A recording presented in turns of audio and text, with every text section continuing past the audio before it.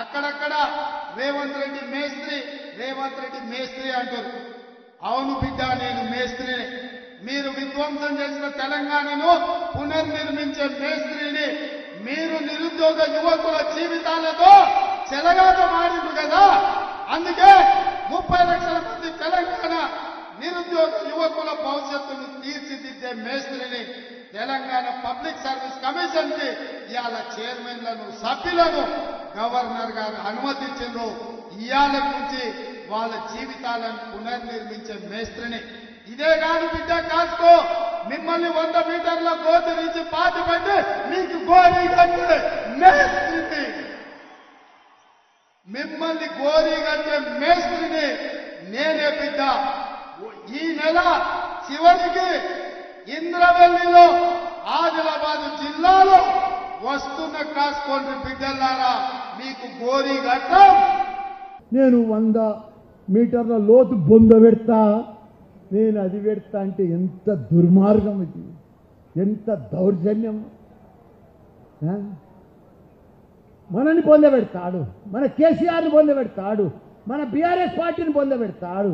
మీకు తొందరలనే పొందబెట్టే రోజులు వస్తున్నాయి. మీకు బొందబెట్టేటోడు ఆయన ఢిల్లీలో ఉన్నాడు, ఆల్రెడీ స్టార్ట్ అయిపోయింది. మీ బొందలు స్టార్ట్ అయిపోయినాయి ఆల్రెడీ. మొన్ననే ఢిల్లీలో ఇండియా కూటమిలా ఆఖరికి 3 జరిగిపోయారు. ఎవరెవరు జరిగిపోయారు? మమతా బెనర్జీ జరిగిపోయిందా? నితీష్ కుమార్ జరిగిపోయిందా? ఆపు పంజాబ్ సీఎం జరిగిపోయిందా? ఇక 3 పోయినాక ఎవరు మిగిలినరా? రాహుల్ గాంధీ ఒక్కడే. ఆయన రెండోసారి జోడో యాత్రకు పోతే మిగతా పార్టీలన్నీ చోడో యాత్రకు వెళ్ళిపోయింది.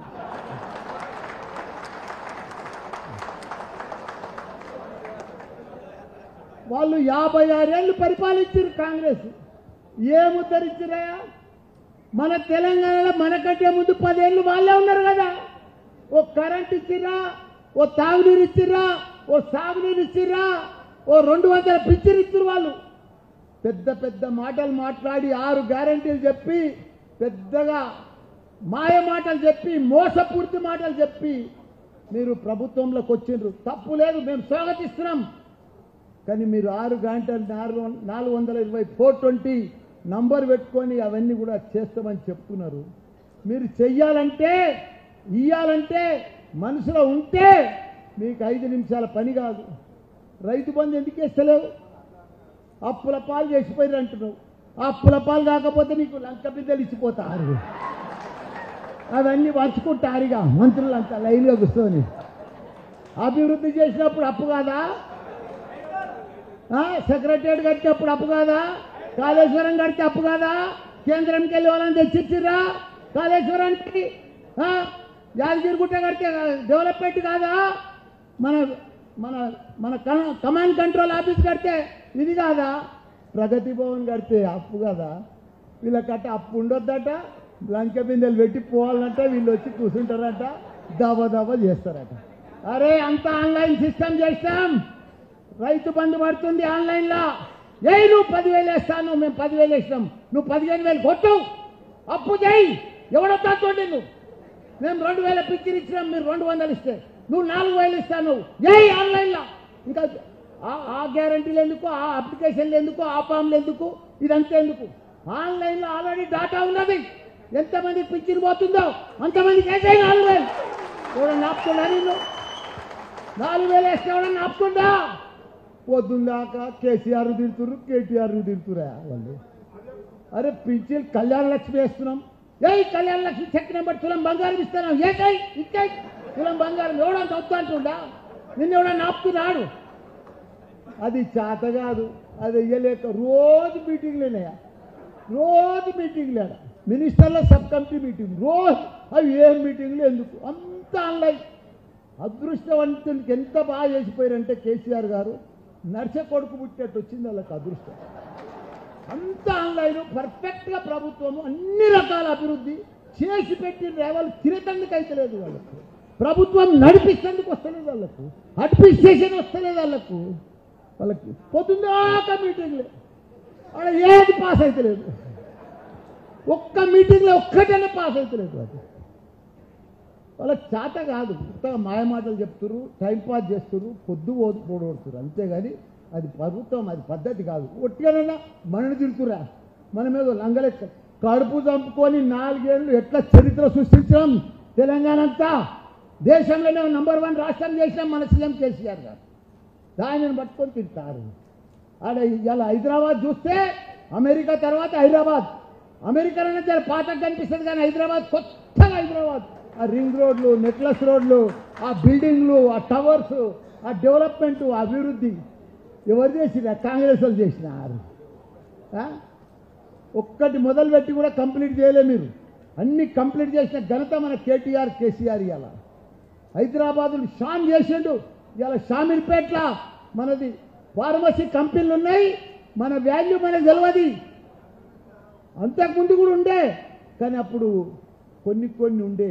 మన కేటీఆర్ గారు పట్టించుకొని ప్రపంచంలో ఉన్న కంపెనీలను తీసుకొచ్చి వాళ్ళకి అన్ని రకాల కూడా నీళ్ళు ఇచ్చి, కరెంట్ ఇచ్చి, ఫెసిలిటీస్ ఇచ్చి, కొత్త పోలీస్ స్టేషన్ పెట్టి ప్రపంచంలోనే నంబర్ 1 చేసిన ఘనత మన కేటీఆర్ గారు. ఇక్కడ ఫార్మా కంపెనీ జెన్యున్ వాల్యూ, అది మామూలు విషయం కాదు.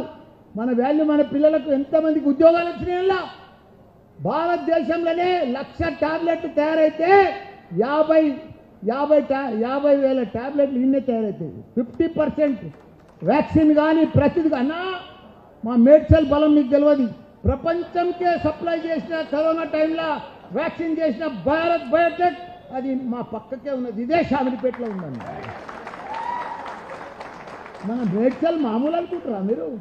మన వాల్యూ ప్రపంచంలో గుర్తుపడతారు నాయన. మేడ్చల్ అంటే, షామీర్పేట అంటే ప్రపంచంలో గుర్తింపు వచ్చింది మనకు.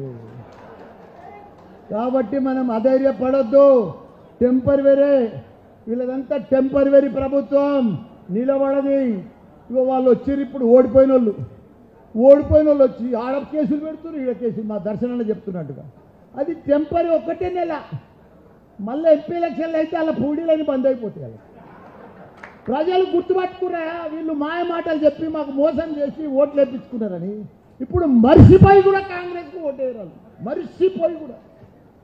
నువ్వు కాళ్ళు మొక్కినా, దండం పెట్టినా, 6 గారెట్టి ఇచ్చినా వద్దు నాయనో, వీడికే మోసం పోయిన నాయనో, మా నోట్ల మన్ను పోస్తారు నాయనో మీరు.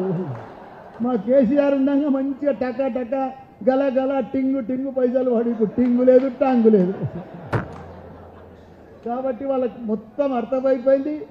భారీ మెజార్టీ తోటి ప్రతి ఎలక్షన్ మిమ్మల్ని గెలిపించుకునే బాధ్యత నాదే. మన ముందు ఏ ఎలక్షన్ వస్తే మీ ఎంబడి అన్ని రకాల కూడా ఆదుకుంటా. ఏదైతే సర్పంచ్లు ఉన్నారో, ఎవరైతే ఎంపీటీసీలు ఉన్నారో, ఎవరు వచ్చినా ఏదైతే నేను అప్పుడు గెలిపించిందో 4 ఏళ్ళ 5 ఏళ్ల కింద, అదే పద్ధతిలో మళ్ళీ గెలిపిస్తాను కూడా మీ అందరు కూడా మాటిస్తున్నా. మీరు ఎవ్వరు అధైర్యపడద్దు. మీకు మల్లన్న ఉన్నాడు,